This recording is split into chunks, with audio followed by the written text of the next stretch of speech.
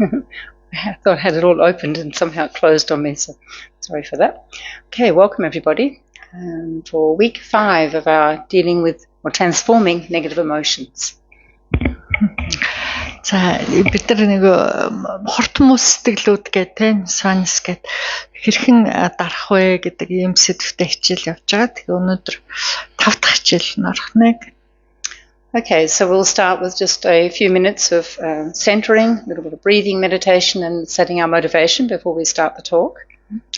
За хичээлийнхаа өмнө бүгдээ сэтгэлээ жоохон тогтоогоод хэн тулд нэг багахан бясалгал хий.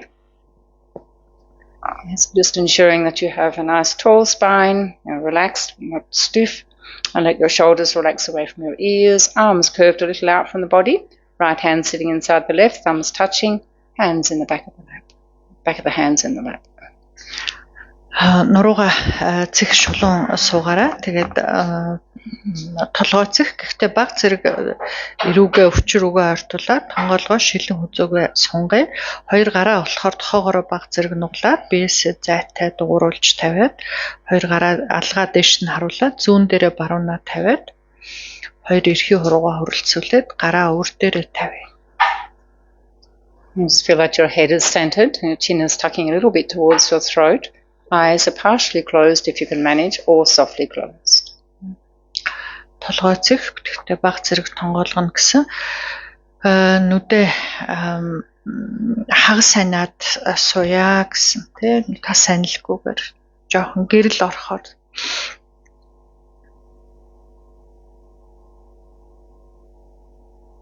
And so then just allowing your attention to drop down into the trunk of the body and simply observe the natural movement occurring there in accordance with your natural breathing. Don't change anything, just be aware of that movement. Ингээд анхаарлаа их биен дээр авчираад амьсгал орж гарахад их биен хаана ихтэй хөвлөй дээр юм уу тий дараа дэхэн цээжин дээр юм хөдөлгөөн баригдана. Тэр хөдөлгөөнийг олоод түүн дээр анхаарлаа тогтоож барья.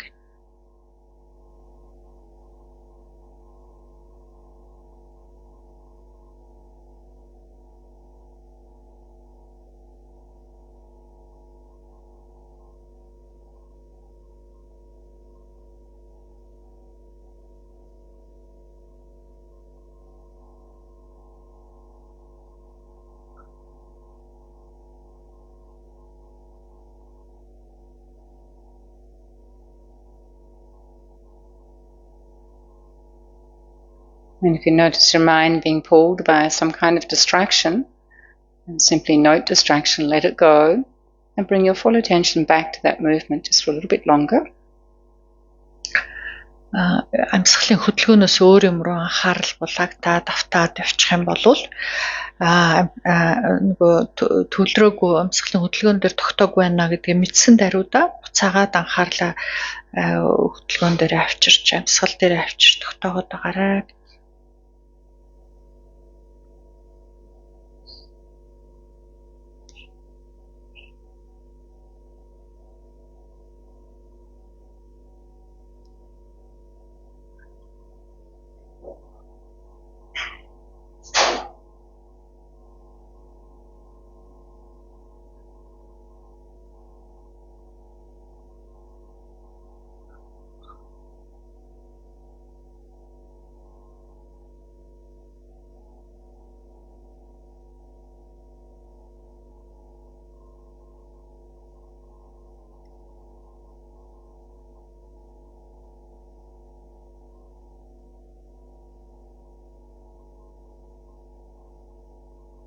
And then you can relax your attention from observing that movement.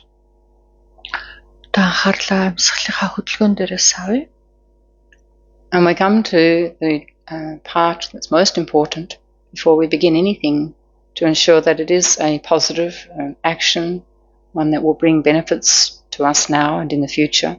So setting the motivation. За ингээ ямарваа нэгэн үйлийг хийхийнхаа өмнө яагаад үүнийг үлдэж байгаа вэ гэдэг тэр санаа сэтгэлээ төрүүлэх болвол тэр үйлээс дараа гарах үр дагаврыг нь тодорхойлдог ийм чухал алхам байгаа. Тийм учраас одоо сэтлээ анзаарч төрүүлье. And so this very title, this particular course, Transforming Negative Emotions, of course, is coming very much from a secular point of view, but my own learning comes from the Buddhist tradition. And in the Buddhist tradition, we're taught that a happy and rewarding life is completely possible. It's a skill we can learn. За энэ хичээлийн маань сэдв болохоор нөгөө муу сэтгэлийг хэрхэн дарах вэ? Хорт муу сэтгэлээ гэдэг энэ бидний өдөр тутмын амьдралд их ойрхон чухал ийм хичээл гэж байгаа. Гэхдээ миний энд ярьж байгаа юм бол Бурхны шишний сургаалд бас одоо авч ярьж байгаа гэж тий. Тэгэхээр Бурхны шишинд юу гэж үздэг вэ гэхээр бид нар зовлонгоос хагасж болно тий. Амар амгалан амьдралыг одоо тогтоож хүрч болно гэж түүний тулд өөрийн хичээл шамдал хэрэгтэй юм аа гэж. And so the Buddha taught, of course, many great, profound teachings, but we can put it very simply that what we all want is happiness. And in order to accomplish this happiness, not just small moments or parts or times of happiness, but a lasting, genuine, lasting happiness, this is dependent upon positive imprints in our mind. I think positive seeds. These come from positive actions, and most especially when the motivation is positive. Бурхан багшийн одоо ариун их сургаал ном байж байгаа тий. Тэр сургаал ном бол ерөөсөө л бидний хэрхэн амгалан жаргалантай байх вэ гэдгийг л сургаж яадаг ийм тэгэхээр жаргалтай байна гэдэг амгалантай байна гэдэг бол бидний хийсэн үүлийн үрээс хамаардаг юм аа гэж тэр жаргал ирдэг юм аа тэр үйл одоо юунаас хамаардаг вэ гэхээр сэтгэлээс хамаардаг юм аа гэж тэ ямар сэтгэлээр тухайн үйлийг үлдсэн юм бэ гэдгээс хамаардаг. And of course what we don't want is suffering. And then suffering comes from our negative actions. And even if we look like we're doing something positive on the outside, but if our motivation on the inside in our mind is not wholesome, like just like ego-driven or selfishly driven, then it doesn't become a cause for happiness. Instead, it becomes a cause for sufferings and problems. За тэгвэл бидний одоо жаргах уу гэдэг нь жаргалтай байх уу гэдэг нь хийсэн үйл маань буйных уу үгүй юу түүний сэтгэл нь буйны сэтгэл байсан уу гэдгээс хамаардаг бол бидний зовлон бас яг адилхан тий. Зовх хэдий бид хүсдэггүй ч гэсэн бидний хийсэн үйл хилэнцгийн үйлээс зовлон үүдэж гараад байдгаа гэж тухайн үйл нь зовлонгийн шалтгаан нүгэл болох уугүй юу гэдэг нь ямар сэтгэлээр үлдсэн юм бэ гэдгээсээ болдог байхан тий. Гаднаа магадгүй нэг тустай буянтай юм хийгээд байгаа юм шиг харагдах боловч сэтгэл нь дотроо өөрөө гагц өөрийгөө л ботсон амин хувиа хичээсэн тий би гэсэн ийм сэтгэл байх юм бол тэр нүгэл хилэн солчихно гэх. So then in order to have a more happy, more contented, peaceful life, then what's really important for us is to reduce and eventually we can eliminate all negative emotional states. We can have a better life. We can improve all of our relationships, relationship with ourselves, relationship with others. Тэгвэл ийхүү үйл ажиллагаа сэтгэлээ өөрчлөөд буйны сайн эрэг сэтгэл болгоод ингээд авах юм бол бидний сэтгэл улам одоо амьдрал улам улмаар л жаргалтай болно гэсэн үг байна тий. And so now we can check in what is our main reason for coming to the class tonight. За ингээд чухам ямар санаа агуулж юуны төлөө ямар зорилгоор өнөөдрийн хичээлд ирвэ гэдгээ өөртөө ажиглая.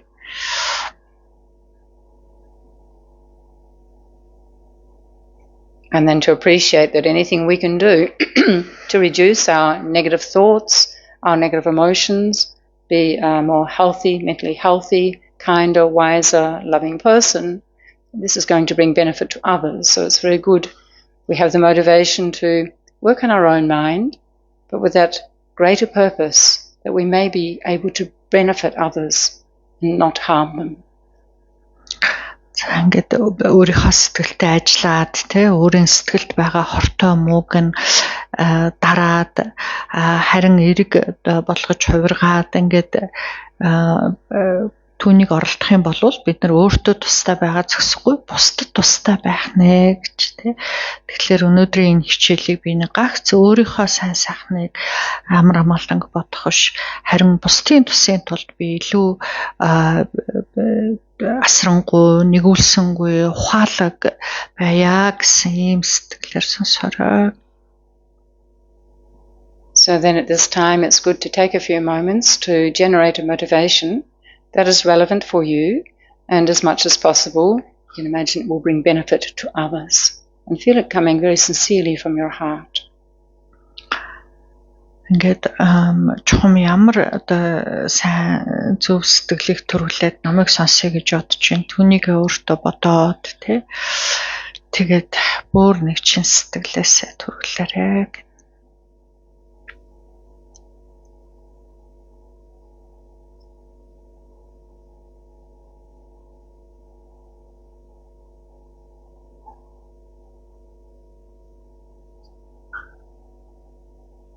So thank you.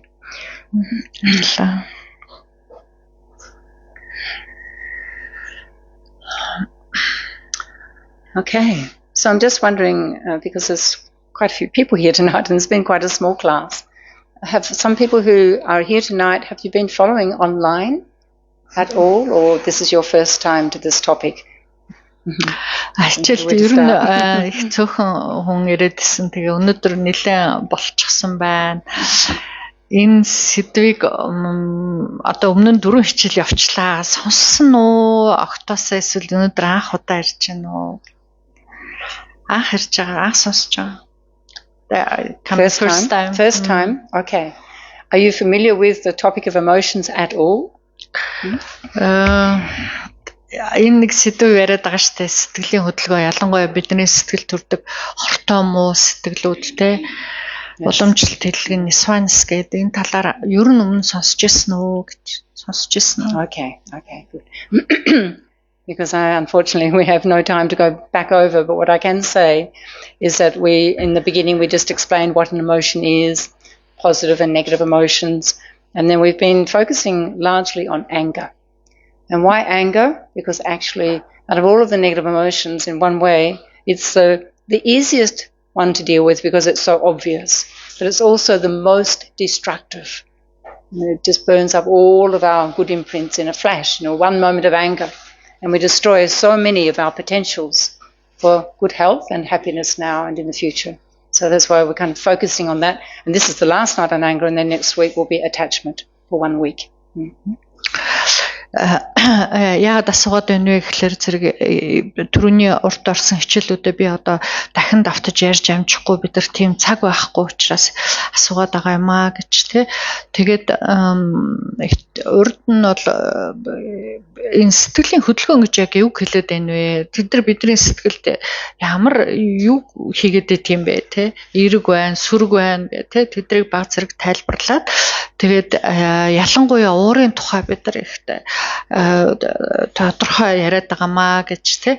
Тэгэхээр уур яагаад тэгж яриад байдсан гэхээр уураа бид нар харахад амархан байдаг тий. Сэтгэлдээ анзаарахад илүү ил тод харагддаг тийм сэтгэл боловч маш хамгийн бидний тэр сэтгэлийн хөдөлгөөнүүдээс хамгийн хөнөөлттэй юм аа гэж хортой тий. Уурандаа автаад бид нар хийсэн тэр үйлдэлээрээ уур сэтгэлд орж ирснээрээ тэнд автснараа бид нар нөгөө дараа хойчийн жаргалынхаа шалтгааныг одоо энд шатаагаад байт юм байна л та тий. Тэгэхээр бидний нөгөө маш их бэрхшээж чармаач хийсэн буйныг шатаачдаг учраас хор их хөнөөлттэй сэтгэл юм аа гэх тийм учраас уурын тухай нэлээ одоо тогтож ярьсан гэж. Тэг өнөөдөр үргэлжлүүлээд уур тэгээд түүний нөгөө төвчээрийг яриад дараагийн хичээлдэр шунал гэдэг бидний нөгөө шунал хүсэл гэдэг юм уу сэтгэлийн тухай яриад энэ хичээл ер нь өндөрлөх юм байна. So after explaining what anger is and why, how it's so destructive, then last week we focused on the disadvantages of anger. And why we do that is that we have to really convince ourselves that it is something that we need to deal with, we need to subdue, we need to eliminate in time. Of course, it's a gradual process. But if we just think, I just got a little bit angry, it doesn't really matter, and then we're a little bit angry again, and then before we know it, a few months or a few years later, we have a very strong habit of getting angry. Then we've got an even bigger job to do to try and subdue it and to reduce it at least. So we focused on the disadvantages. I did ask people who were here last week to continue to think about that during the week. What are the disadvantages? We have to convince ourselves that actually it's very destructive and we do need to deal with it now. Энэний яг өмнөх хичээл дээр, урдын хичээл дээр болохоор урд хичээл дээр бид нэг уур гэдэг юм чинь ямар гэмтэй юм бэ гэд тэ. Гэм хорыг нь бүрдурдаад ярьсан шүү дээ тэ. Тэгэхээр энэ гмийг нь дахин санах хэрэгтэй гэдэг байгаа тэ. Яагаад юм бэ гэхээр хэрвээ эн чинь над ямар хортой юм бэ, ямар гэмтэй юм бэ гэдгийг бүр өөрийнхөө сэтгэлд бүр баттай ингээд дахин бодоод санаад туслаад авах юм бол за энэс бол салхаас өөр аргагүй юм байна. Энэ бол үнэхээр хортой юм байна. Ууртайгаа ажиллая, уураа дараа хагацъя гэдэг. Тийм нэг баттай шийдвэр өөрт төрөх юм байна л тэ. Ажиллаж эхлэх юм тэ. Тэгэхгүй тэр гмийг нь олж харж чадахгүй. Тэгээд энэ бол байж боломгүй юм байна шүү. Надад үнэхээр хортой юм байна шүү гэдэг тийм нэг баттай сэтгэл төрөхгүй юм бол бид нар яагаад байдг вэ гэхээр за гайгүй штэ. Би нэг хууртай шээ. Бага штэ. Нэг ямар л хортой байв гэж те. Би нэг тийм ууртай хүн биш. Тэгэд ингээд яваад ах юм байна л та те. Тэгээд нөгөө нэг баг юмнууд чинь нийлсээр хариуцсаар байгаад хэсэг хугацааны дараа бид нар ерөөсөө л өргөлж яадаг ч юм уу бүр дадал болчихсон уурандаа бүр дадлахшсан байх юм байна гэж те. Тэгээ тэр үед нь ажлыг гэвэл айгүй хэцүү болчих юм байна те. Тийм учраас одооноос за тэгээ түрүүний хичээл дээр ирсэн хүмүүст бол өөрийнхөө гим хорыг нэг 7 хоног ярьсан дурдсан юмнуудаа сайхан санаарай, ажиглаарай, бодоорой, бясалгаарай гэсэн те. So I'm sure if we think, in our own personal life of the disadvantages of what we've experienced up to this point, from times when we were angry or other people were angry around us or angry towards us, then we can see this at an individual level, at a relationship level, and a society level. We can also see it at a world level. There's so much anger and there's so much violence and so much hatred. We can see it's just escalating if we don't do something to subdue it. It's just a very out of control mind, and it has the potential to do extensive harm, as we can well see. We know ourselves, but we can just look around and see the effect. За тэр гмийг нь хорыг нь харахад одоо айгүй илт байдаг шүү дээ гэж бид нар өөр дээрээ харж болно те. Өдөр тутмын амьдралд эргэн тойрон байгаа хүмүүс дээрээ харж болно те. Бусдууд хоорондоо одоо болж байгаа үйл ойлголцож байгаа юмнаас харж болно те. Гэтэл зөвхөн нэг хувь хүнийхээ хэмжээнд хараа зогсохгүй те. Эсвэл нэг хоёр хүний хоорондын харилцаан дээр хараа зогсохгүй улс оронд нийгэмд энэ дэлхий дээр харж болж шүү дээ гэж те. Хүмүүсийн сэтгэлд байгаа уурнаас болоод дэлхий дээр ямар айхтар төрөмгийлэл харгислал те болж байна те. Данаа суурийг хайгаад уг шалтгааныг хайх юм бол уур байна шүү дээ гэж те. Тэгэхээр энэ уур гэдэг юм ерөөсөө л ганц хүний хэмжээнээс ахуулаад бүхэл бүтэн улс орон нийгэм дэлхий дээр хортой хөнөөлтөй хор хөнөөлийн дурдаатч баршгүй ийм айхтар сэтгэл байна гэж. Can you relate to that? Танд тэгээд ингээ ярихлаар нэрээ тийм байх шүү гэж бодогдож байна. Одоо дэлхий дээр болж байгаа юмнуудыг энэ төр харахад те. Yeah, I think we're no strangers to the effects of anger. So then we also talked about the importance of working with anger. Is one of the first things we need to do is to start to know how it builds in us. It doesn't just usually come like that. There's been quite a development of different things happening. So usually we start to notice maybe we're a bit grumpy, maybe we're not sleeping well, we don't feel well, we're unhappy, we're dissatisfied or discontented with something. There's some kind of like grumpiness or irritability coming into our mind. These sorts of signs we need to become very aware of, very mindful of, familiar. And they're coming into our mind, I need to start doing something, not let it build to actually being angry. Once we're angry, it's like a wave, we can't turn it back. We go for the ride. And then the destruction happens. So these early signs are really essential to notice. За тэгвэл биднэрт одоо юунаас эхлэх юм бэ гэхлээр яавал би уралдаг юм бэ гэдэг тий. Уурлахаасаа өмнө юу болд юм бэ? Миний ууртай яаж хоригдлагдаж хураагддаг юм бэ гэд янз бүрийн шинжүүдийг өөр дээрээ ажиглах юм байна л та тий. Жишээлбэл би муу нойртой байхлаар ууралдаг гэж бол тий. Нойр муутай хончих юм бол тий. Эсвэл ядарсан үедээ, өлссөн үедээ гэх тий. Гэх мэт үедээ би яадаг вэ гэдгийг өөрийгөө ажиглах юм байна тий. Эсвэл бүр ингээд айхтар дүрлцгээсээ өмнө би яадаг вэ тий. Бухимддаг, цухалддаг, одоо яадгийн дургуулхдаг гэх мэтэр олон юм шинж тэмдгүүд гарч ирэх нь байна л да. Дотор нэг юм ингээ арзганаа дургуулхаад байт юм уу те. Тэр нь хоримтлагцаар те айхтар хүчтэй уур гарч ирдэг ч юм уу те. Тэгэхээр тэр нэг сэтгэл нь гарч ирж байгаа тэр эрч хүч нь баг байх тусмаа бид нар харж анзаарах юм бол дарж болох юм байна л та те. Өөрөө эрхэндээ оруулж болох юм байна те. Гэтэл нөгөөдөг чинь хоримтлагцаар би анзаарахгүй бүр ингээд өөрийнхөө орхичихсан байж тал нөгөөдөх нь одоо нэмэгцээр хоримтлагцаар уур болоод гараад ирэхэд тэр эрч хүчийг бид нар дийлж чадахгүй байна л те. Зогсооход айгүй хэцүү болчих юм байна те.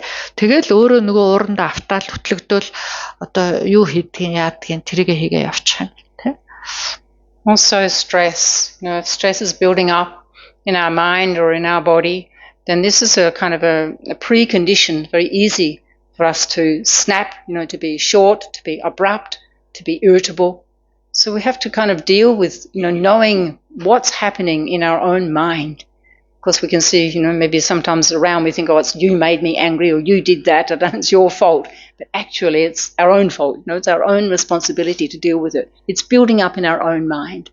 So also when our mind is not positive, when it's unhappy, when it's stressed, it's very easy for anger to come. Very easy. Some heads are nodding.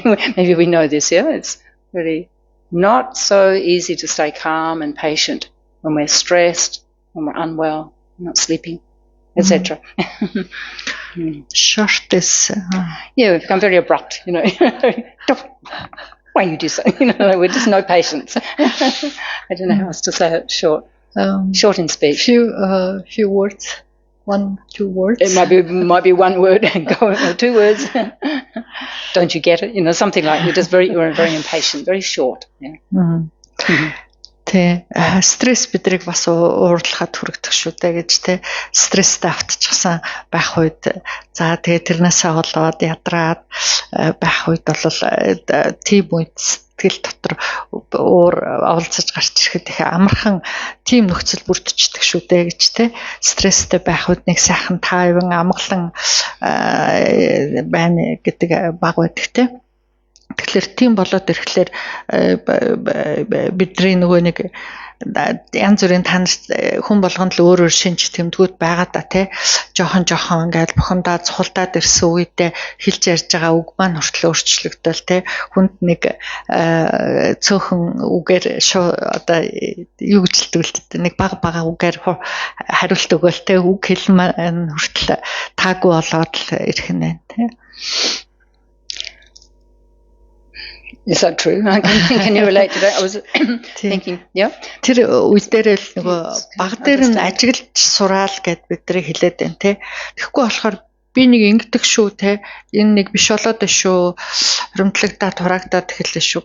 Дээр л тэр үед нь л зогсоохгүй болол тэгээд юу яхад бид нар дийлэхгүй болоо явчихна те. So we need to really develop mindfulness. We need to be more self-aware. And if we're always busy, like we're just never alone, we're always packing things in and running, it's very difficult to look into the mind. We don't notice, and suddenly one day maybe we explode. Because some people express, as I've said before, express their anger very outwardly. Others you might not even realize, but you're actually pushing it down. You kind of swallow it, okay. And then it layers up. And then one day something happens, it's too much. And then it's like a volcano. And then this has an incredible force. So we call, the suppression of anger or the expression. Neither are healthy.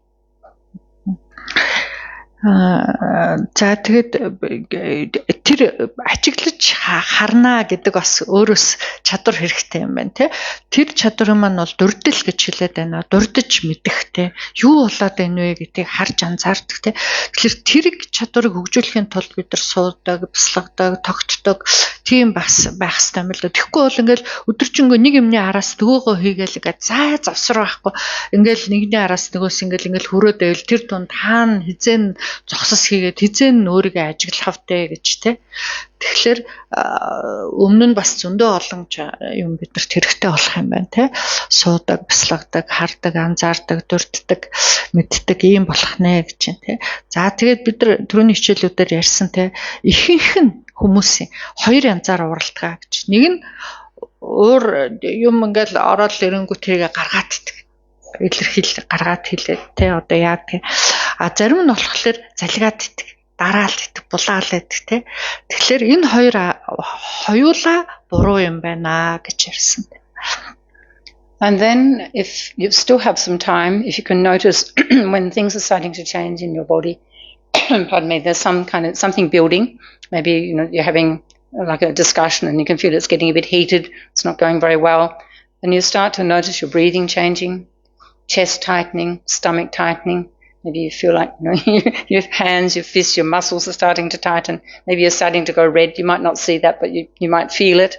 If you can notice these signs, then you know, okay, I have to apply first aid. I need to either do some deep breathing. I need to step away from the situation if I can. We can't always. If we cannot step away, then it's good just to zip the lips, not say anything, and keep your hands to yourself. Just become like a block of ice. We say freeze.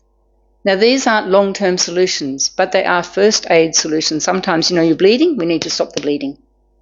Then we look what's the cause of the bleeding. Then we go deeper. But first we need something to help us in that situation, an emergency tactic.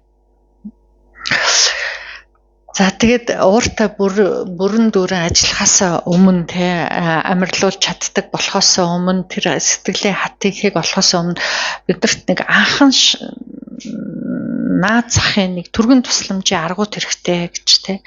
Тэр нь юу аах вэ гэхээр эхлээд бид нар өөрийгөө анзаардаг болж сурах нь байна тийм үү. Тэгээд за нэгэнтэй ярьжсэн чинь битүүрийн хоорондын ярьж байгаа ярилцлагыг л амжилтгүй боллоо те. Буруу тишээгээ эргэлээ хоорондоо үл ойлголцлоо үг сүрлөө ингээд эхэллээ те. Тэгэхээр өөрийгөө ажиглахлаар яах вэ? Ансгал давхцаал түргсээл те энэ тэнд зангираал айгуул гар мараа зангидаал те ирүү мөрөө чангараал өөрийнхөө нүрийг тэр үед харах юм бол улаадаг ч юм уу хөрлөдөг ч юм уу яадаг чинь зөхийдэг ч юм бол хүн болгон янз бүр үүдэг ах те янз бүр болоод ингээд ирэх үед яах вэ гэхлээр хамгийн түрүүнд авдаг арга хэмжээ нь сурцсан байх хэрэгтэй юм аа гэхлээр гүнзгий амьсгал авч гаргах нь те амьсгалаараа өөрийгөө тайвшруулж сурах нь эсвэл зүгээр бушуухан шиг гараад явдаг байж бас болно шүү дээ. Зүгээр холтдог тий. Эсвэл яах вэ гэхээр ерөөсөө юу ч хэлэхэ болоод хөдөлгөө болоод гараа одоо хатгаад ямар ч хөдөлгөөн хийхгүйгээр хөшөө зогсдог тий.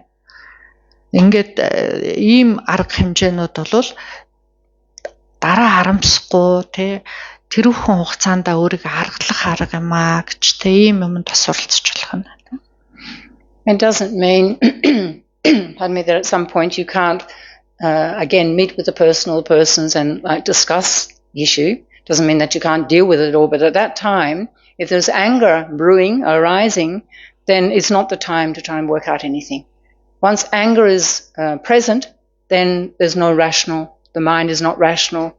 Our words become kind of very harsh. There's kind of this desire to hurt, to really drive the knife in. So this is more harmful. And once we say those words or do the physical actions, we can't take it back. It's done. So better to stop and then wait till everybody's calmed down and then again revisit the subject, the issue, whatever it might be. I mean, I'm just talking very generally because everybody has individual situations, but trying to give you a general picture for you to work out for yourself what the best course of action is. За мэдээж ярилцъя гэж оролцсон бол тэр дараа дахин үргэлжлүүлэх болно шүү дээ тий. Тэгэхдээ хоорондоо ярилцаж үргэлж болгоч хизээ хэрэггүй юм бэ? Хизээ ярилцах нь одоо тусгүй юм бэ гэхээр ууртай үед. Хин нэг нь ууртай үед бол тэр уур сэтгэлд байгаа цагт бидний эрүүл сарвал ухааныг ерөөсөө аваад явчихдаг тий, арилждаг. Тэгэхээр эрүүл саруулаар сэтгэж чадахгүй байгаа үедээ бидний хэлж ярьж байгаа үг айхтар нөгөө хүнийгээл гомдоо, хорлоо гэсэн те хатуу, ширүүн, хорсон ийм л үг бидний амнаас гардаг штэ те. Яаж иж байгаа л нэг хорлчих гэсэн те. Тэгэхээр тийм үедээ ярилцахгүй байх нь хамаагүй дээрээ гэж те. Тэгээд тэр үедээ хоёр тишээгээ болоод дараа тайвширсан хойноо дахиад ярилцж болно шүү дээ гэж те. Би энэ зүгээр юм ерөнхий байдлыг яриад байгаа шүү. Хүн болгоны байдал өөр байдгаа гэж те. Ерөнхийдөө бол хизээ ярих нь зөв юм, хизээ ярихгүй байх нь зөв юм, ууртай байхдаа юу хийх нь зөв юм, юу хийхгүй байх нь зөв юм бэ л гэдгийг л бодуулах гэж хэлээд байгаамаа. So of course patience is the ultimate antidote, but we can't go straight to patience. We have to kind of build up step by step. So we can actually, it's helpful in a very practical way to think about building up like a first aid box. And in this first aid box, one of the first things it's good to know how to do and do regularly yourself is deep breathing. Even if it's just a few deep breaths every day. Because if you do that over a few months, when stress or when difficulties come your way, you'll find that automatically you'll want to take a deep breath because you've experienced how it is when you breathe out, how you can relax, how you can let go. So number one skill or strength is to have deep breathing in your box. За өөрийг яг одоо үндсээр нь дарддаг, ерөнхийлдэг юм бол төвчээр гэдэг сэтгэл байт юм байна те. Тийм эрдэм, сэтгэлийн эрдэм гэдэг хэлээд байгаа шүү дээ төвчээр. Тэгэхээр одоо бол бид нарт тэр төвчээр гэдэг эрдэм бол суугаагүй, төрөөгүй байгаа учраас бид нар яах вэ гэхээр өөрийгөө хамгаалах, айхтар өөртөө бусдад хортой юм хийчихгүй тулд хамгаалах эхний гар доорх аргуудыг ингээд сурцсан байх хэрэгтэй юм аа гэж тий. Тэр нь хамгийн эхнийх нь юу вэ гэхээр гүнзгий амьсгал авч гаргах тий. Тэгэхээр энэ гүнзгий амьсгал авч гаргах, амьсгалаараа өөрийгөө тайвшруулах тэр аргыг бид нар байнга тогтмол хийж сургуулсан, дадал болцсон байхгүй бол уурлах үедээ санахгүй штэ тий. Харин өдөр болгон хийгээд амьсгалаа би гүнзгий аваад гаргахад над ямар байдаг үлээ те. Би яаж тайвширдаг үлээ, яаж өөрийгөө сулдаг үлээ гэдэг мэддэг болцсон байх юм бол хэрэгцээтэй үед нь надад за одоо тэгстэй шүү гэдэг юм орж ирнэ үү гэхээс гинт бол надад ууралс буйд орж ирэхгүй гэж. Тийм учраас өдөр болгон энэ дасгалыг хийдэг те. Тэгээ мэддэг би амьсгалаараа яадаг үлээ, өөрийгөө яаж тайвшруулдаг үлээ. Тэгэхээр энэ нэг арга байна те. And then doing anything that helps you to become more mindful, more aware. So for example, it could be yoga, it could be Tai Chi, it could be even just walking in nature, walking along the street, but actually making that an exercise that you're actually conscious. You're not thinking about other things. You're walking and you know that you're walking. Just using it as a mindfulness exercise. Because the more we can cultivate this self-awareness, the better chance we have of recognizing those signs when anger is building. Yeah? So something to build your self-awareness, your mindfulness, and also meditation. Even just for 5 minutes every day. Maybe 5 minutes in the morning, 5 minutes in the evening. If you don't do any at all, try to do that. Because in meditation, you'll start to see things in your mind that perhaps you've never seen before. You start to see the negativities. You start to notice the stories you're telling yourself, especially if there's something building. Anger just causes us to see everything negative about the person, about the situation. Doesn't see anything positive. So we start to notice that, my gosh, anger is building. I need to do something about this. I need to change the narrative. I need to do some deep breathing. There are many things we can do. So this is all part of our first aid box. Mindfulness and awareness. За өөрийгөө юунд бэлтгэх вэ гэхээр нөгөө тэр дурдл гэж яриад байна те, дурдж мэдэх те.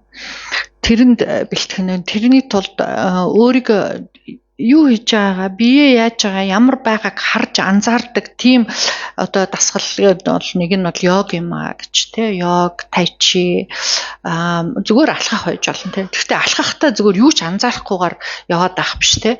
Өөрийнхөө биеийг яаж хөдөлж чинь, яаж чинь би яг алхах чинь гэдгээ мэдж алхах тий. Ийм дасгалууд хийгээд авах юм бол бид нар өөртөө илүү дурдж мэддэг, анзаарахтаа болно гэсэн үг байна тий. Тэгэхээр миний бие дээр юу болж байна, яаж өөрчлөгдөж байна. Тэгэхээр эхлээд л нэг уурын янз бүрийн шинж тэмдгүүд гарч ирэл ансгал энтер өөрчлөгдөхийг харж анзаардаг болж чаднаа гэсэн үг байна тий. Өөртөө тийм анзаарахтаа болохын тулд тэр ажигладаг дасгалууд хийх нь байна гэж өөр нэг зүйл болохоор бясалгал. Бясалгал хийдэг байх юм бол өдөр тутмын тогтмол бясалгадаг байх юм бол миний сэтгэл дотор юу болоод байна вэ гэдгийг мэддэг болох юм байна л тий.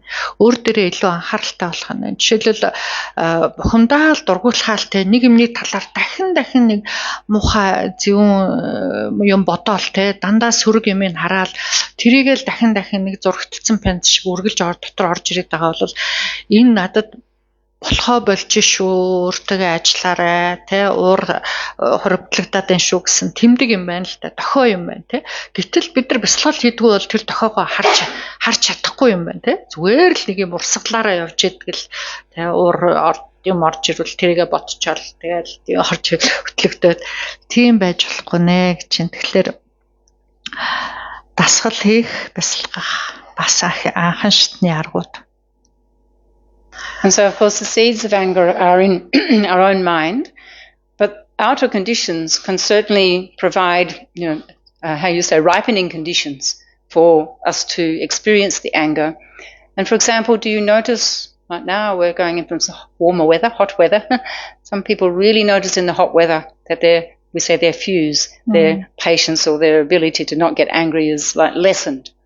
When the heat comes externally, or internally, you have a lot of fire inside your body, it's very easy to become angry. Do you notice this?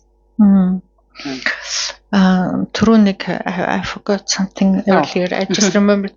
Түрүүнийг юу гэж хэлжсэн те бид нар нөгөө өөрийнхөө гим хорыг харахгүй, анзаарахгүй, бодохгүй, санахгүй, дурдж бясалгахгүй явах юм бол дандаа гадна талын юм руу л одоо тэрнээс болоод тэр ингэсэн учраас, тэр тэгсэн учраас, тэр над тэгсэн учраас гэд гадна талынхаа юмнуудыг буруутгасаар л явна шүү гэж. Гэтэл ууртайгаа ажиллах нь бидний өөрийн хариуцлага юм байна гэст. Хин уурлаад байгаа те. Өөрөөр бид нар уурлаад байгаа зү. Тэгэхээр өөртөөгөө ажиллах хэрэгтэй юм байна гэсэн тий. За тэгээд уур сэтгэл төрхийн хоёр дахь нөхцлүүд буюу гадна талын нөхцлүүд гэж байж байгаа гэж тий. Тэр олон юм байна тийм үү. Тэрний нэг нь бол одоо жишээлх юм бол гадаа халуун байх тий. Халуун агарын температур өсөөд ирэхлээр за тэгээ ялангуяа дотроо одоо гал махад ихтэй гал махт нэгтсэн хүн болвол аюу хурдан бухимдаа цохолдоод байдгаа гэж тэрийг та нар ажиглаж ирсэн үү гэж халуун байхад бухимддгоо. Anybody notice? Ажиглаж анзаарсан юм байна өөрийгөө. Гадааны халуунаас болоод би уурлаад байдгаа гэж харсан хүн байгаа юу? So it definitely is a factor that can affect us. So if you are affected by heat, there are some very practical things, again, this is all part of your first aid box, is not to eat heating foods. For example, meat, red meat. I mean, I'm not saying you don't eat meat at all, but in the summer, reduce it or even give it a break because it produces so much heat in the body. Heat from the outside, heat from the inside, we have a fire. Yeah? It's easy. Too much chili, too much hot spice, alcohol, combination of alcohol and meat together. No wonder the Mongolian men fight, or anybody fights, of course. But I've seen it. You go for a picnic and it's all very happy. It starts out really nice, then there's drinking, and the sun's coming beaming down, and then then there's a fight. What happened? It's supposed to be a happy occasion. I'm not just picking on Mongolian people. It happens everywhere. Тэр гадна талын одоо халуун дулаан нөлөөлдөг болвол өөрийнхөө биеийн нөгөө галыг нэмэгдүүлэхгүй байх те халууныг нэмэгдүүлэхгүй байх тийм арга хэмжээ авах хэрэгтэй юм байна л да. Тэрний нэг нь юу гэхээр бидний биед их халуун дулаан үүсгээд байдаг гал махуудын маань аривдуулаад байдаг зүйл бол улаан мах юм байна те. Махыг идэх юм байна ерөөсөө. Тэгэхээр энэ халуун дулааны улиралд бол маха багасгах их тустай юм байна гэж те. Тэгэхээр махыг идэл те. Тэгэл дотор гал дүрлцээл гадна талд халуун байгаал те. Энэ хоёр нийлэхлээрээ гадна дотроос нийлэхлээрээ тэгэл уурын гал дүрлцсэн шүү дээ гэж те. Дээр нь биеийн одоо гал махуудыг нэмэгдүүлдэг юм арх байд юм байна те. Арх уух. Chili is interesting, but usually in hot places they eat chili, no? They do. I thought it's...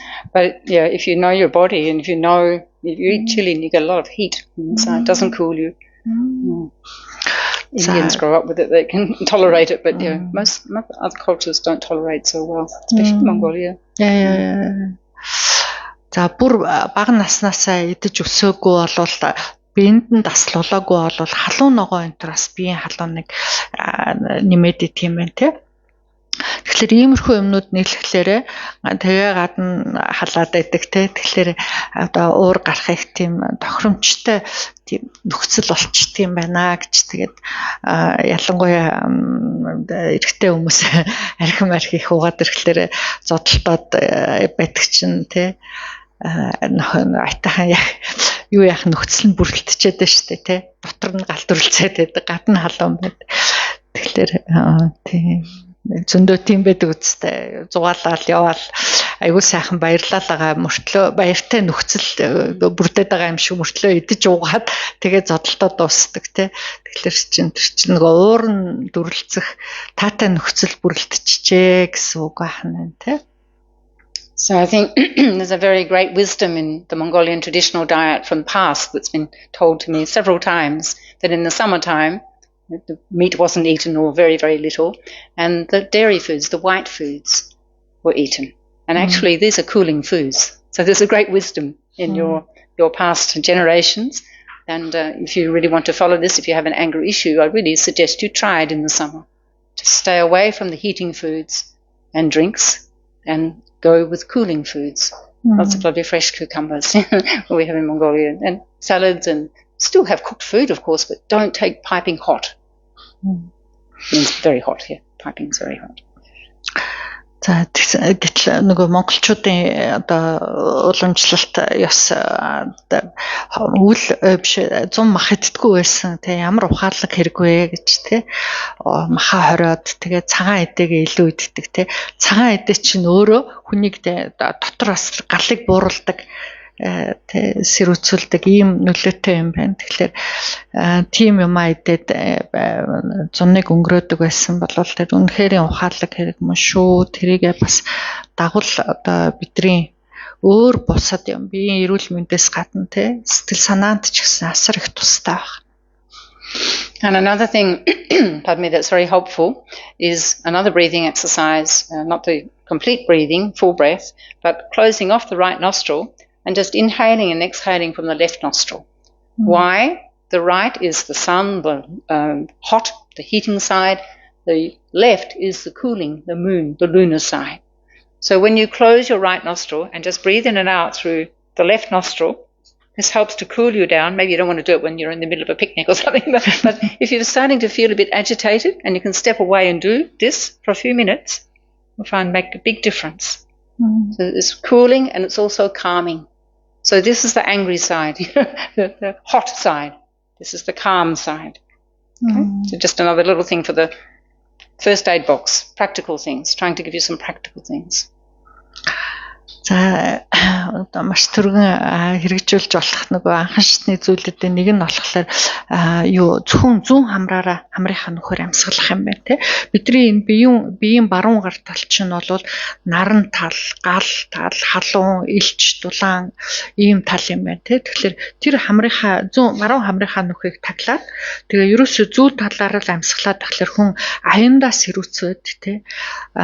Тэр өрүүлцөөд дүрлцээд байсан гал халуун чинь намжаад буураад ирдэг ийм дороо үзүүлдэг ийм үр дүнтэй тасгал болвол энэ юм байна гэж тийм учраас халуунд ялангуяа сэтгэл санаа ингээд дүрлцээд ирж байгаагаа анзаарах юм бол мэдсэн даруйдаа л ерөөсөө хамрынхаа зүүн нөхөр амьсгалаад ахад бол дороо намжаад ирдэг юм шүү гэж тийм.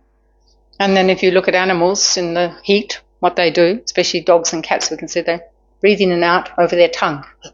There's some exaggerating, but if you've practiced in yoga and you've learned Sitali breathing, where we breathe in over the tongue, out from the nose, then this is also very cooling for the body. I'm not going to do it here now because I need to go on to some of the mind things. These are just the practical things that we can do, which is a good starting point. We need to be reminded of these simple things, but effective.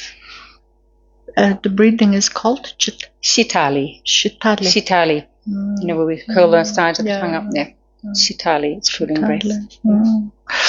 Бидэрт нөгөө атуусан амтан харуулад байдаг штэ гэж халуунд муур нохоо энэ төр нөгөө амаараа амьсгалаад байдаг те хилээ гаргачаад тэр чинь өөрийгөө сэрүүцүүлж байгаа арга юм байна штэ те. Тэгэхээр хүн ч гэсэн ихэ хайхтар халууцах үедээ бол тэгээ шитале гэдэг нэртэй тийм амьсгал байд юм байна те. Хилээ бүрэн хилж хагаад дугууруулж хагаад амьсгалаа амаараа аваад хамраараа гаргадаг тийм тасгал байд. Тэр бас бидрийг дор нь ингээд сэрүүцүүлээд дотор байгаа халууныг бууруулад ирдэг тийм тасгал бас байна.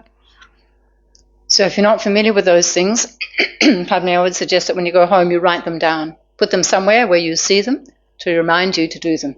Because they won't work if they don't get practiced. Тэгэхээр бид нар тусуулах зүйлсүүд энэ байгаа шүү гэд би хэлж өгöd байгаамаа гэж те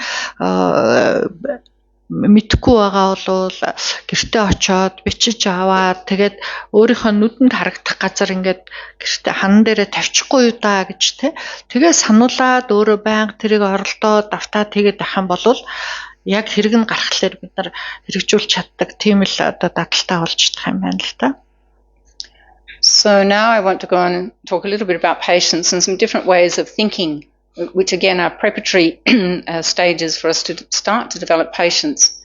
And one of the first things that people often say to me, or say to teachers, not just me, but they say, oh, patience, you know, people will walk all over us, you know, we'll be like a doormat. You know, they see patience as being like a sign of weakness. And if I'm not strong and stand up for myself, I'll get pushed around. However, patience actually is an incredible strength. We think it's a weakness. Anger is the weakness. It's so easy for us to go to anger, and this is the weakness. Patience is the strength, and it's the direct antidote to anger. And then you combine it with love and compassion, and this antidotes the harming effect. You know, when we get angry, we want to harm, we want to hurt. And if we have love and compassion in our mind, this antidotes that aspect. За төвчээр гэдэг бол яг жинхэнэ уурын одоо чанх эсрэг сэтгэл нь ерөндөг юм аа гэсэн тий. Тэгэхээр би өнөөдөр бас төвчээрийн тухай баг зэрэг ярья гэж бодож байгаа. Тэгээд төвчээр гэдээ ярихлаар зэрэг хүмүүс энэ номыг сургаж байгаа багшаасаа голдоо юу гэж хэлдэг вэ гэхээр би одоо ингээд төвчээртэй байхаар чи хүмүүс намайг дээрлэхэд ах юм шүү тий. Би нэг хөлийн альч уршгал хүн болгоно л одоо дээрлэхэж харж идэг дорд үзэж идэг ийм болчих юм шүү гэж. Гэтэл үнэн хэрэг дээрээ төвчээр гэдэг чинь өөрөө маш хүчрхэг сэтгэл юм аа гэж те. Хүчтэй хүнээс л жинхэнэ төвчээр гард юм байна л да. Сэтгэлийн хат ихэд тэнхээтэй хүнээс харин ууртай байна гэдэг чинь сул доройгийн шинж юм аа гэж те. Яг л тэр хортой хүнэлттэй юмыг барьж чадахгүй шүү дээ. Тэргээ зүгээр л автаал тэр хөтлөгдөөл гарч идэг гэдэг чинь өөрийн сэтгэл хүчгүй байна гэдгийг харуулж байгаамаа гэж те. Тэгэхээр уур бол сул доройгийн шинж байна гэж хэлдэг гэсэн тийм. So then we can think of patience like when we're having a discussion with somebody or maybe debate and then it starts again to get a little bit kind of agitated and then if we have patience in our mind we will be able to listen to the other person without reacting. If we don't have patience in our mind, then we start also to get caught up in the agitation and start using words or start like building these kind of physical signs of either pushing it down or starting to say things, yeah? And then we can see how easy it is to end up in an argument. It's just a discussion, but if it wasn't what I wanted to hear, the person's not agreeing with me, my view is always right, isn't it? When we're just, usually we think my view is correct. And if somebody doesn't agree with us, it's very easy for us to start to defend and then get angry.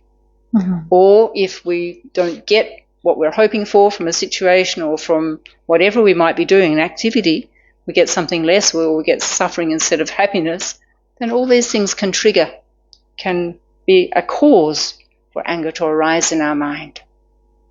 There are many, many examples.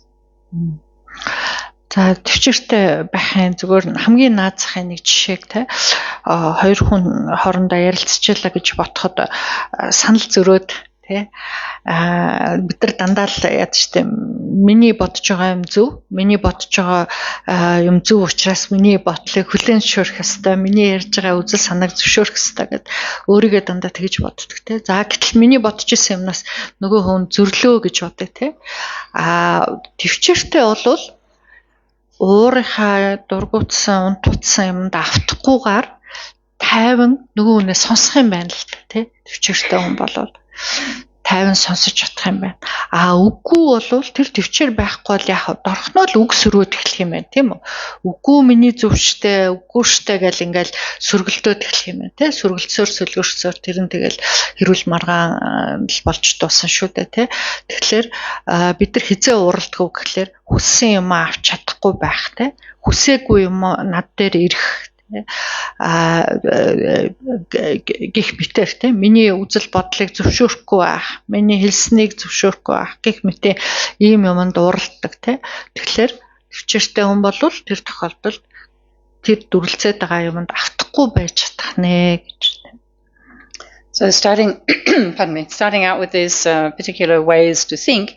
The first one, if you're not familiar with karma at all, may sound like doesn't make a lot of sense for you. But for people who do have an understanding of karma, cause and effect, then when something bad or some argument or something difficult arises in our life, in any experience, if we can remember karma and think, this wouldn't be coming to me, this wouldn't be happening to me, or I wouldn't be experiencing it if I hadn't created the cause in the past.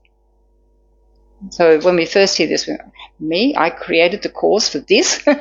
Surely it's the other people that are doing it. So it takes a while for our mind to even hear it. And then gradually, if we check again and again and again, to find that, it's true. According to the Buddha's model of mind and karma, that there's nothing we experience without having created the cause. So if we can apply this, when something's starting to build or we notice we're in a difficult situation and could get angry or others are angry with us, then it's very helpful. За төвчөрийг төрүүлэхэд ухаарл хэрэгтэй юм байна. Тэ юмсуудыг одоо учир шалтгааныхаа нүүднээс ухаарч ойлгож төрөх юм байна. Тэ тэгэхээр хамгийн түрүүнд юун түрүүнд бидний ухаарах нэг зүйл юу вэ гэхээр зэрэг үеийн үрийн жам ёс буюу шалтгаан байвал үр дагавар гарнаа гэдэг. Шалтгаан үр дагаврын жам ёсыг ухаарах нь тий. Тэгэхээр хэн нэгэн хүн над руу уурлаад эхлэх юм бол тий бид нар ингээд сүргөөцөлтөөд таагүй юм бүрдэх юм бол нөхцөл гарч ирэх юм бол энэ миний би шалтгааныг нь бүтээчихсэн учраас тийм үү. Урд ийм юм над дээр ирэх тэр үйлийг нь би хийчихсэн учраас би ийм гаймд орж байгаа юм байна гэдгийг бодох юм байна л та тий. Тэгэхээр их л бяцлагжиж үлийн үрэг мэдэж энэ гарч ирэхгүй ийм бодол гарч ирэхгүй бол бид нар хамгийн түрүүнд энэ одоо надад ийм хэлээд тахтай яах вэ тий. Ингэж тэр надад ийм хэлснээс боллоо штэ гэл ингээд л бодол төрөөл тэрэнд автаад яваад өхөн байна л та тий. Гэтэл хэрвээ шалтгаан байвал үр дагавар нь гардгаа тий бидний сэтгэл чинь өөрөө тэр үеийн өрн хөрөнгийг тээж явж хагаад тэгээд нөхцөл нь бүртгэхээр энэ боловсрдгоо гэдэг тэр үеийн үрийн жам ясыг мэдчих юм бол хэрвээ би шалтгааныг нь хийгээг бол хизээч над дээр ийм үр дагавар гарахгүй юм байна гэдгийг мэдх юм байна тий. Тэгэхээр урд би шалтгаан бүтцсэн учраас энэ үр дагавар над дээр ирж байгаа юм байна шүү гэдэг тийм одоо And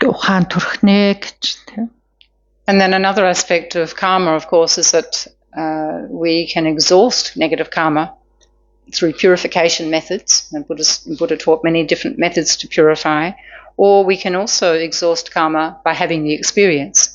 And it's not probably what we would like to choose, but when it's happening for us, and definitely in a difficult situation, if we can remember, one, I created the cause for this, and secondly, actually, if I can remember this, apply this, I'm exhausting this negative karma. I'm finishing it up. You can think I'm finishing up this particular negative debt. Yeah, through having the difficult experience. За үлийн үрийн одоо тэр жамьясыг мэдж авах юм бол үлийг бид нар арилгаж ариусгаж болдог тий. Эсвэл үлийг бид нар эдэлж барж дуусгадаг тий. Тэгэхээр үлийг одоо ариусгах үүлэнд нь суралцаад тий тэр номыг мэдээд ариусгаж болох нь тий эсвэл одоо ямар нэгэн хэцүү хүнд байдалд орох юм бол би үүгээр өөрийнхөө хураасан энэ айдлыг эдлэх тэр үлийг барж байгаа юм байна шүү бараад дуусгаж байгаа юм байна шүү гэж бас бодож болох нь тий. And then what we can learn from this is, of course, there's no point to get angry. If we get angry in that situation, even if we remembered, okay, I created the cause and I'm exhausting this, but then we still get angry, then we're just creating more causes for future suffering. Doesn't make any sense. But of course, our habit is so strong. It's not easy to say, I won't do this. But if we don't do well in the situation, at least we think about it after, and we think, in future, I'm going to be more careful with how I think, with how I speak, how I use my body. Because from these three actions combined with motivation, this is where these seeds, where these potentials or imprints are coming from in our mind. Nobody else is putting them there. We put them there ourselves through the way we use our body, speech and mind. So then we think, I'm going to be more careful. I don't want any more of this. It's not nice. It's not pleasant. За энэ одоо үлүүрийг санах юм бол бид нар одоо уурлахгүй байх тэр төвчээр төрхийн нэг суур ухаан төрх нь шүү дээ тий. Яг гэвэл одоо би за хичнээн бодоод тий чадахгүй ингээд байгаад уурлааллаа тий. Энэ миний үлийн үр юм байна. Би энэ нөхцөлийг урд шалтгааныг нь бүтээчихсэн учраас юм над дээр боловсрч ирээд байгаа юм байна. Би энэгээр одоо энэ үлээ барах юм байна гэж хичнээн бодоод чадахгүй уурлаад байвал тэр үед юу болох вэ гэхээр би одоо нэмээд ингээд уурлаад тахлаар дараагийнхаа зовлонгийн шалтгааныг нь одоо бүтээгээд байна шүү дээ тий.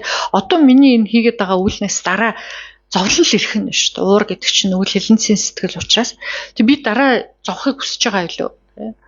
Үгүй шүү дээ зовхыг хүсдэг хэн ч байхгүй тий. Тэгэхээр дараагийнхаа зовлонгийн шалтгааныг бүтээхгүй байя гэдэг ингээд өөрийнхөө одоо бие хэл сэтгэлийнхаа үлийг бие хэл сэтгэл гурваараа л бид нар үлийг үлдэж үр хөрөнгө сэтгэлдээ хураадаг шүү дээ тий.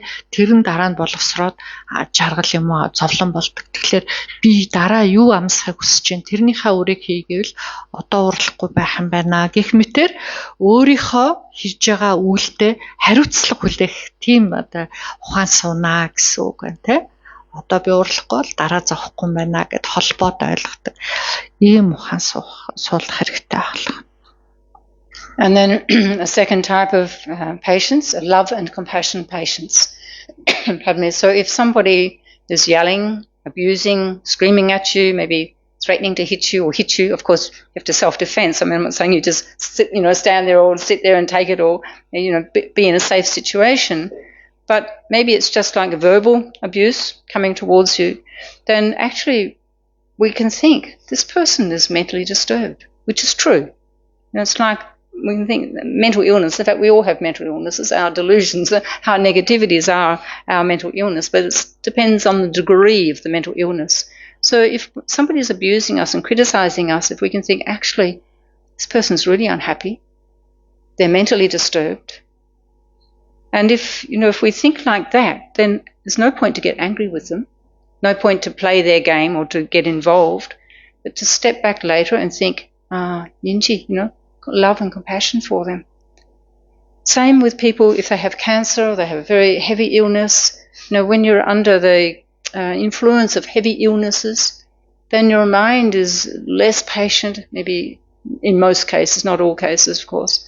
Because sometimes when I was working with dying people, they'd be very kind of angry and get out of here, I don't want to see you today, and then you walk out and then, oh, please come back, they're very kind of changeable. So we can see they don't have this mental stability. They're not happy. So instead of getting angry with them, impatient with them, poor them, they're suffering. The best I can do is be patient, be kind in that situation. So it takes training, of course. You might think, this is impossible. It does sound impossible at first, but if we train, all things are possible. Дараагийн сэтгэлдээ төрүүлэх ёстой ухаан эрдэмний үг гэхэлэр төвчээртэй байхын тулд бид нар асрал хайр, инэрл нэгүслийг бясалгах юм байна л та тий. Тэгэхээр хэрвээ хэн нэгэн хүн одоо над руу учир зүггүй дайраад, муучлаад, доромжлоод ингээд байгаа тохиолдолд үгээр дайрахыг ярьж байна. Яриа л та тий. Одоо биеэр дайрах юм бол бид нар мэдээж өөрийгөө хамгаалах хэрэгтэй шүү дээ гэж тий. Үгээрээ дайрж байгаа тохиолдолд би ямар одоо зүйлийг санаж болох уу гэхлээр энэ хүн сэтгэл нь эрүүл сарвал биш байна гэж тий. Ямар нэгэн муу сэтгэл байгаа л бол биднийг сэтгэлийн хувьд өвчтөй гэж хэлээд байгаа шүү дээ. Бид нар эрүүл биш бүгд муу сэтгэл ямар нэгэн нисванисл сэтгэл бол эрүүл сарвал сэтгэл биш байна гэж хэлээд байгаа. Бид нар гэхдээ энэ хэмжээ байгаа л та тий. Бүр одоо өвчтөй гихтгэхэрхүү тийм хэмжээнд байгаа гэж найдаж байна тий өөрсдөг. Нөгөө уурлаад дайраад байгаа хүн бол сэтгэлийнхаа айхтар одоо дисфанис айхтар хорондоо автчихсан зовж байгаа хүн байна гэж тий. Тэгэхээр нэгүслийн орон юм байна шүү дээ. Бид нар нэгүсэх ёстой хүн юм байна тий. Тэрнээс тэр хүн зовж байхад нь одоо улам мурдаас нь дайраад зовлонгийн нэмээд ах бас хэрэг байна уу гэдэг ийм ухаанууд төрөх ёстой юм байна л. Тэгээд дээр нь өвчин тэр хүн сэтгэлийн өвчин байна тийм үү?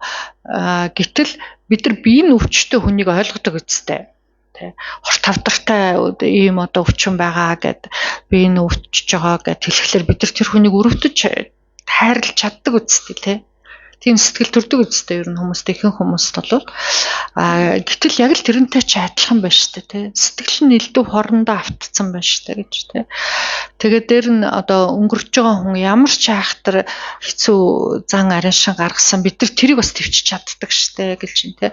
Багш өөрөө нөгөө хоспис хөнгөвчлөх эмчилгээний эмнэлэгт ажилладаг өнгөрч байгаа хүмүүстэй ажилладаг байсан тий. Тэр явхан дөхөөд ирэхлээр зарим хүн бол бүр тисшгүй бэрх болтгоо гэж тий. Жишээлх юм бол одоо яв зайлч миний нүдэнд битгий харагд гар гэж загнаад тэгэл гараа явангууд ороод ирээ буцаад түрээд дэр гэл ингээл бүр айгүй хөөрчлөгдөж яагаад тэр хүн өөрөө зовоод байгаа учраас тэгээд шүү дээ гэж тий.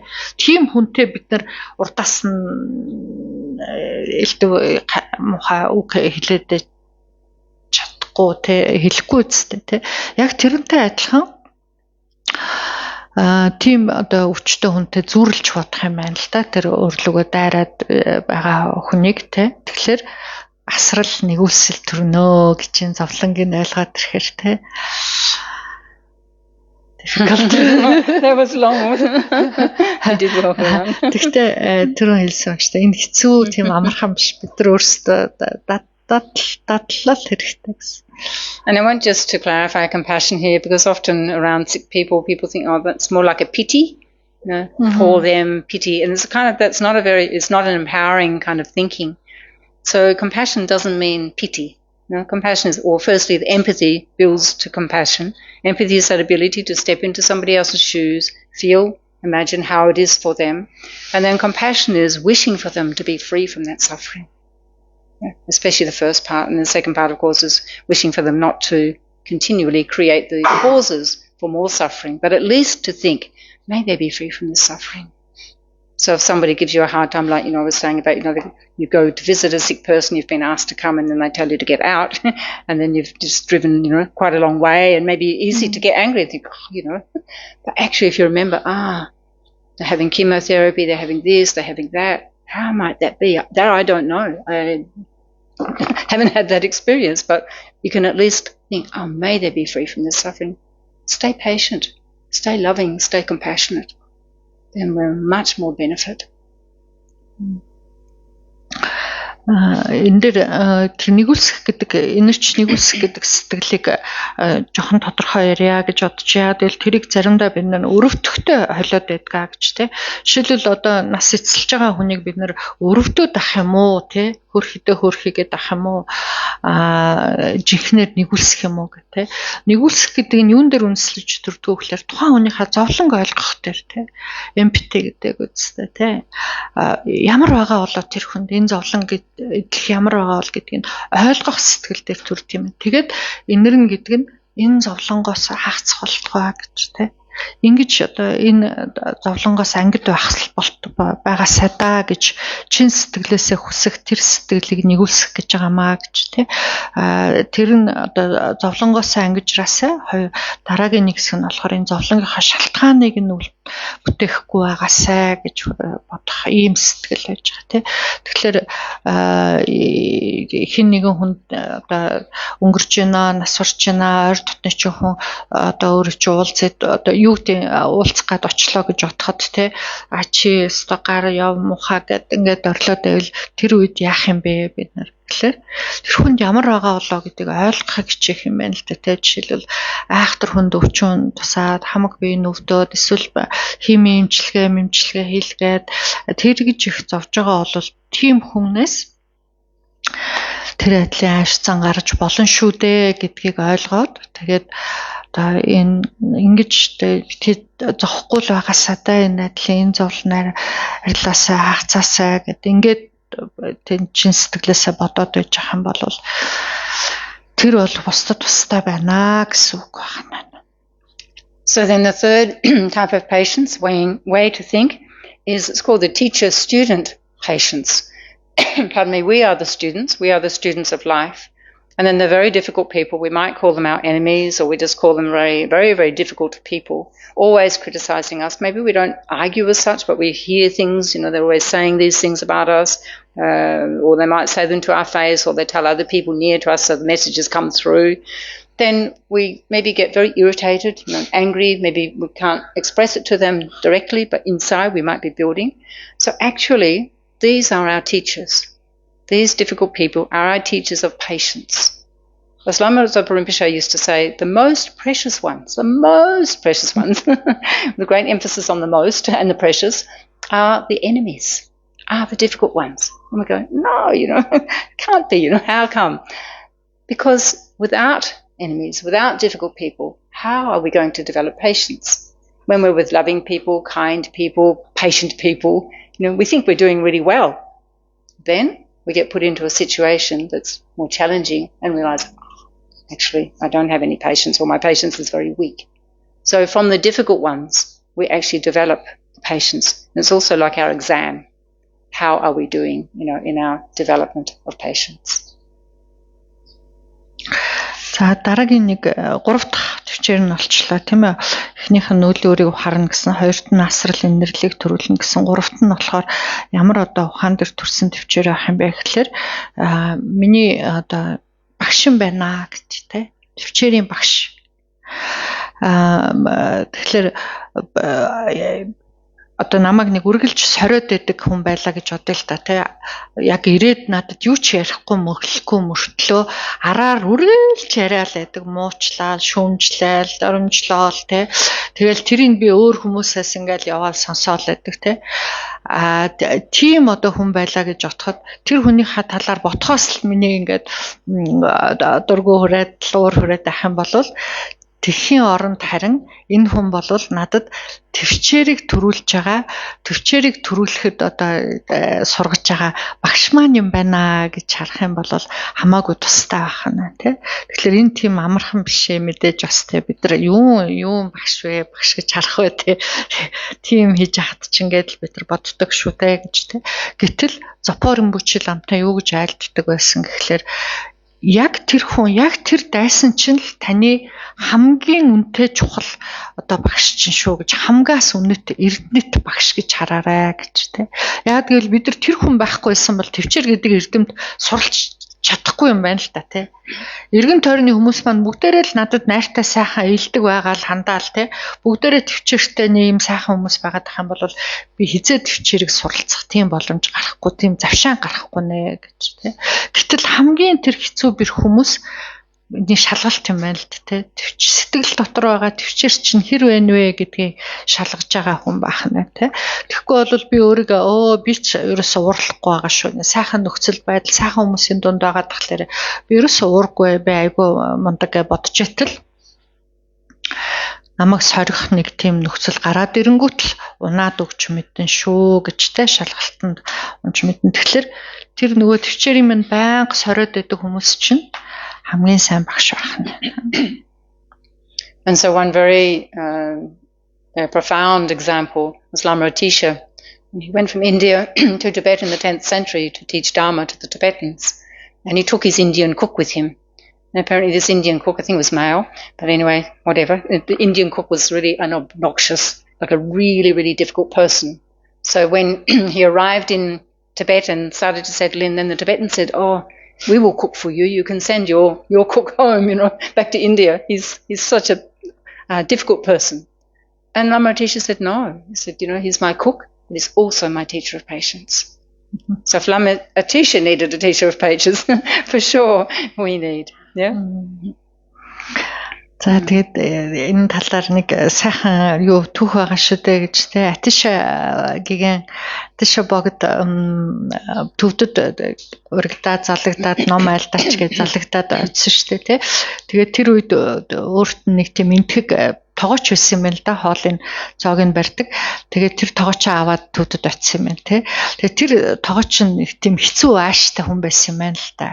Айгу хэцүү хүн байсан юм байна те. Тэгээд төвдөд очингууд нь нөгөө төвдөд бас ажиглчихгүй да, энэ тогооч бол айгу хэцүү хүн байна гэх. Тэгээд Атиша богдод альцсан юм байна те. Бид нар таны зоогийг барья. Бид нар хоолыг хийя. Энэ хүнийг буцаачгаа, энэ тэг рүү нь явуулчихаа гэсэн чи Атиша гээгээ юу гэсэн гэхээр үгүй яалаа гэж те. Энэ миний нэгдүгээр зоогийг барьдаг хүн, хоёрдугаарт энэ миний төвчээрийн багш байгаамаа. Тийм учраас гэж хэлсэн байна те. Тэгэхээр Атиша гээгийн төвчээрийн багш хэрэгтэй байсан гэхлээр биднэрт хэрэгтэй гэдг нь ойлгомжтой шүү дээ гэж.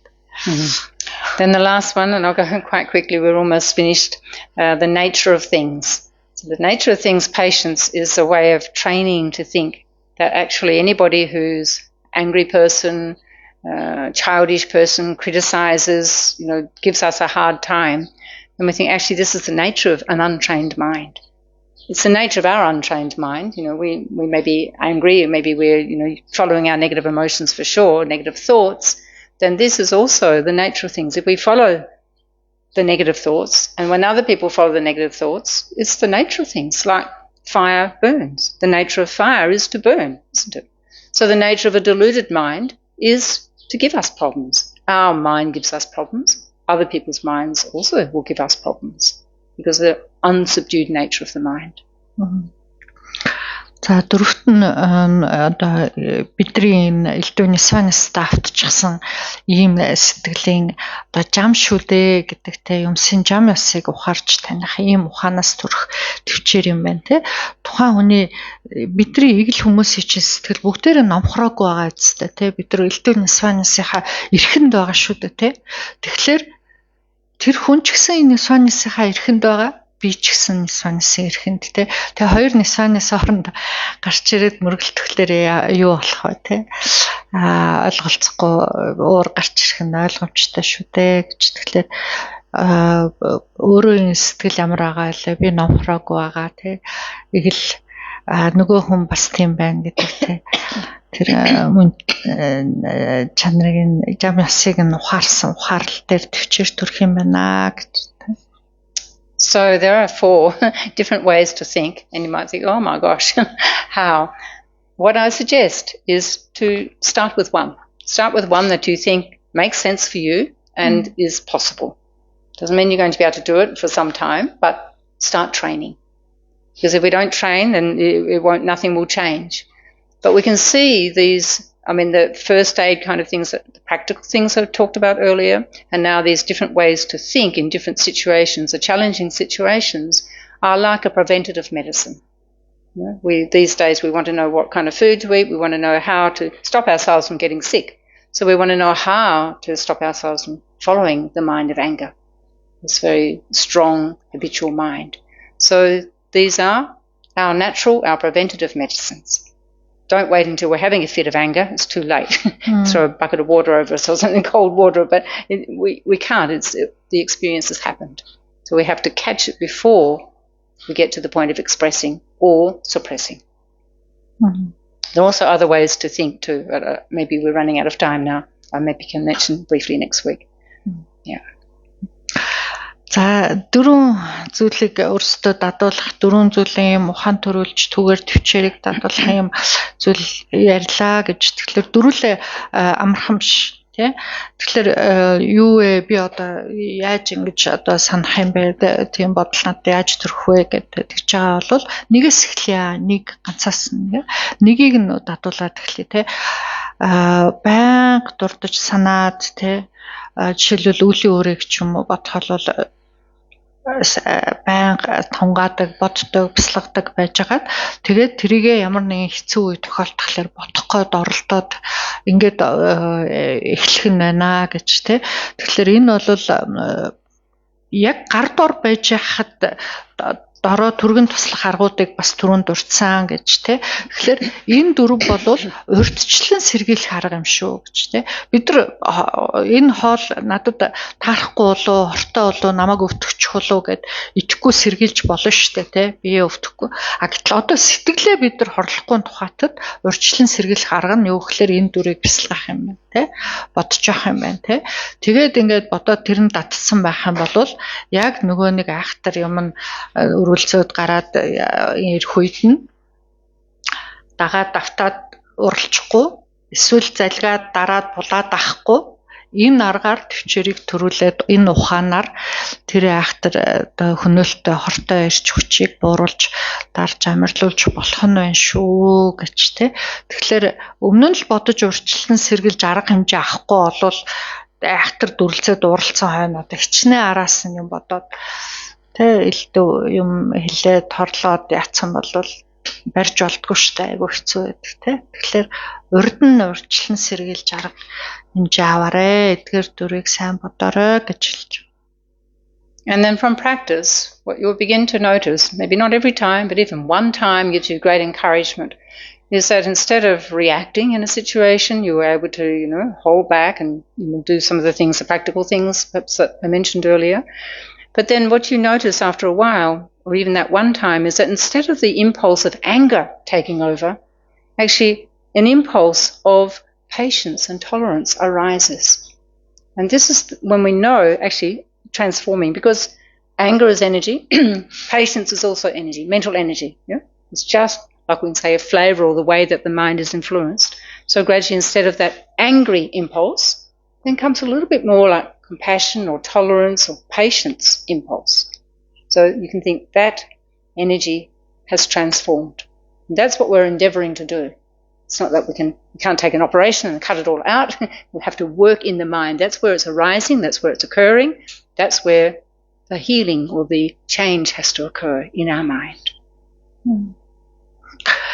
За ингээд энэ бүгдийг бодоод санаад бясалгаад байгаад ах юм болвол магадгүй урд нь зүгээр л өгтлөгдөөл уурлаад хин нэгэн хүн урдаас ямар нэг юм хэлвэл хариу бариад л байдаг байсан юма нэг удаа зогсож чадвал нэг удаа өөрт нэг төвчээрийн ухаан төрөөд ингээд зогсож чадах юм бол энэ өстой маш том алхам шүү гэж Энэ юуг харуулж ийнэ гэвэл бидний сэтгэл дотор орж ирдэг тэр уурч өөрөө нэг ирч хүч байж байгаа.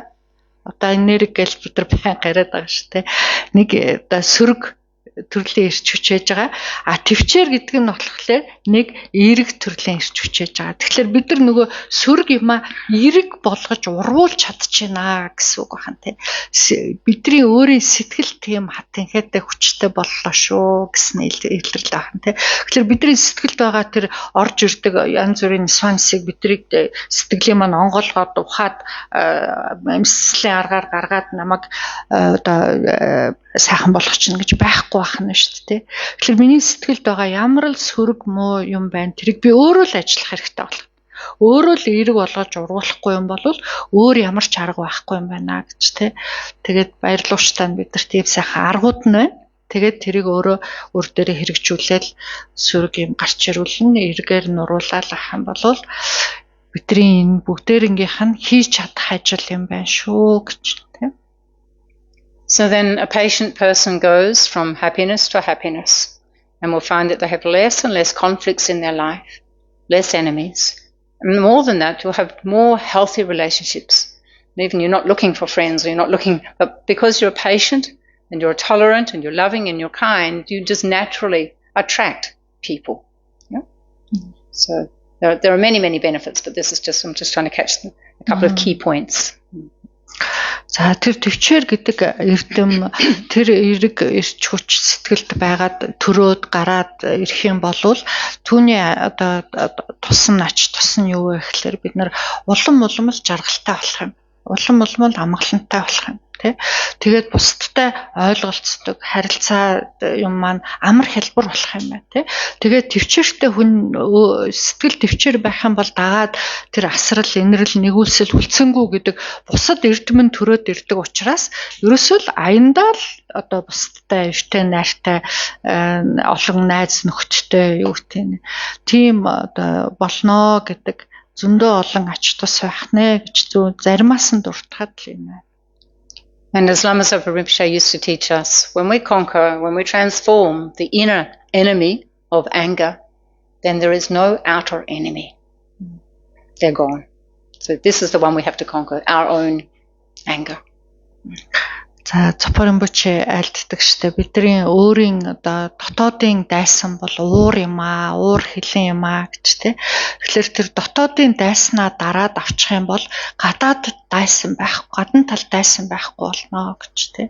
Тэгэхээр бидний нөгөө дарах хэвээр гол дайсан маань өөрийн уур юм байна гэж тэ. And then finally, I'd just like to say that in developing patience, and I haven't, I'm still a beginner I don't even know if I'm a beginner, I'm trying. But we have to be patient to develop patience. People think, oh, now I'm going to be patient. You know, I attended some course and I'm just going to always be patient and grit your teeth and I'm patient. But inside, you know, you're seething. So it's a process and we have to be patient and caring, kind to ourselves in the process of cultivating patience. But if we continue, we will accomplish. It's possible. За тэгээд энэ төвчээр гэдэг эрдэмт би бас л суралцж байгаа анхан одоо шатн дээрээ л явж байгаа хүн байна гэж тэ. Тэгээд энэ бол тийм амар одоо хялбар төрчдөг эрдэм биш. Гэхдээ төвчээрийг төрүүлэхийн тулд өөртөө төвчээртэй байгаарэ гэж тэ. Тэр чинь одоо ухаанаар төрдөг зүйл байна. Ойлгож, ухаарж, бясалгаж ээж олж авдаг эрдэм байна тий. Тэгэхээр тэр бол тийм амар хэлбэр ажил биш ээ гэдгийг ойлгоод тэгээд өөртөө бас хүлээцтэй тий. Тэрнээс биш ингээл за би одоо төвчээртэй байна гэсэн штэ. Өстой номын сонсцсон одоо ингээд төвчгүй болохгүй гал ингээл шүдэ зугаал ингээл тэгсэн мөртлөө нөгөө өөрийнхөө уур хилэнгээ дотроо залгаал нуугаал булаал яваад ах юм бол тэр буруу ах нэ гэж тий. Тэгэхээр энэ нь бол одоо юмд суралцахын тулд тий сэтгэлээ энэ айдлаар би өөрчилж уруулахын тулд тэр эрдмийг төрүүлэхийн тулд хүлээцтэй хандах хэрэгтэй тий цаг хугацаа орно хичээл шандал орно гэдэг тийм зөв ойлголттой байгаарэ гэж.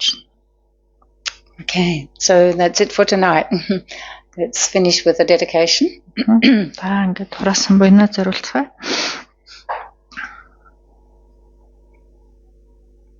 So bringing to mind the particular motivation that you set for being here this evening.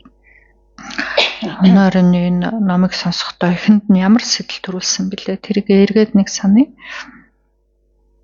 And think because of this positive motivation, we've planted many positive imprints in our mind, and we now want to protect them, especially from even one moment of anger.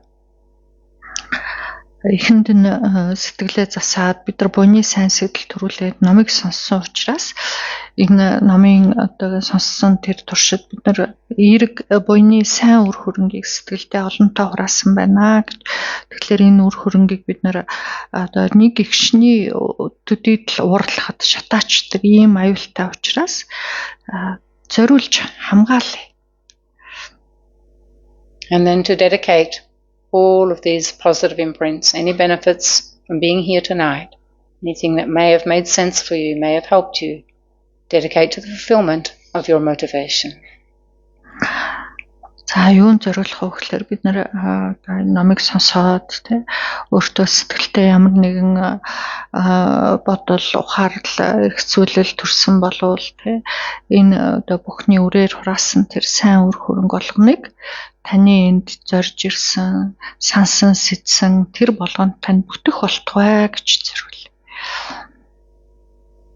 And we can also dedicate that may we make every effort that we can to sincerely transform this negative karma, this negative mind, this negative mental energy of anger, and transform it into a very powerful, positive mental energy, one that can only bring benefit to myself and to all other beings. Хураасан энэ сайн буян ирч хүч бүхний шимээр хүчээр бид нар энэ уур хорсол уур хилэн гэдэг айхтар хортой хөнөөлтөй энэ сэтгэлийн сванасыг уруулад харин одоо өөр тулаад бусдад тустай эерэг сайн хүчтэй төвчээр гэдэг эрдэм дуруулах болтугай гэж зориул. And also we can dedicate for the long and stable life of His Holiness the Dalai Lama to all other precious teachers, and that their holy wishes can be quickly and perfectly accomplished. Буян бүхний хүчээр дээрхийн гигантэн Далай Лама болон бүхий л ихэстэйдэс лам багш нарын өлмий бат оршоод тэдний амьтны тусад тавьсан эрүүл болгоно нь өтөр түргэн тэрчлэн биелэх болтугай. And we pray for the very swift return of Gyabjol Lama Zopa Rinpoche. Rinpoche will have all of the most supportive conditions to grow up well and continue fulfilling his vast visions for sentient beings. Энэ хураасан сайн буйны шимээр Запорын бүчил амтны эндүр үгүй дүрн өтөр түргэн тодроод амтны тусыг ариун ихээр бүтээхэд шаардлагатай хэрэгцээтэй нөхцөл бүхэн нь бүрдэх болтугай. And finally, in our troubled world, may all anger, may all suffering be completely dispelled, and may peace and harmony, love and compassion prevail. Бидний энэ сайн буян бүхний шимээр энэ дэлхийн ертөнцийн дээрх элдв зовлон бэрхшээл, дайн самуун, хүнд бэрх бүглэм өтөр түргэн амьрлаад амьтан бүхэн амгалантай, жаргалтай, ихтэй найртай, сайн сайхан уршгалтгай.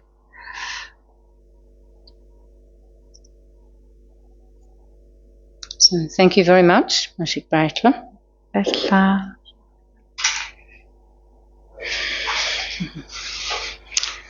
Okay, so we'll be here again next Monday will be the last class for the summer break. So, as I mentioned earlier, we will look at the topic of attachment. I'll go over just a couple of little things about anger in the beginning I wanted to reinforce that didn't get time to say tonight, and then attachment. За дараагийн даваа гарагийн энэ хичээл маань зуны амралтны өмнөх сүүлийн хичээл орох нь байна. Тэгээд тэр хичээл дээр шунал хүслийн гэдэг бид нар шунал хүсэл гэдэг нисансын талаар ярина гэж нэхэнд нь уурын талаар баг зэрэг ярьсан юм аа дурдж сэргээгээд тэгээд шунал хүслийн талаар. Thank you.